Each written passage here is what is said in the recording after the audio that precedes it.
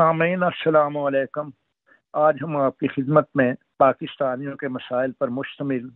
एक रिपोर्ट पेश कर रहे हैं। ओवरसीज पाकिस्तानी इंसानी हकूक और वसाइल के पार्लिमानी सेक्रेटरी चौधरी एहसानुल हक बाजवा चिश्तियाँ पाकिस्तान के एजाज में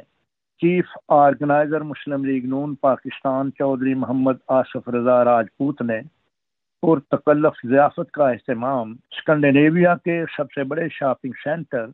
फील्ड में इस ज़ियाफत का अहतमाम किया था, जिसमें खसूसी तौर पर पाकिस्तानी कम्युनिटी फोरम डेनमार्क के चेयरमैन राजा गफूर अफजल ने पाकिस्तानी कम्युनिटी मसाइल से आगाह किया और उनकी खिदमत में तहरीरी तौर पर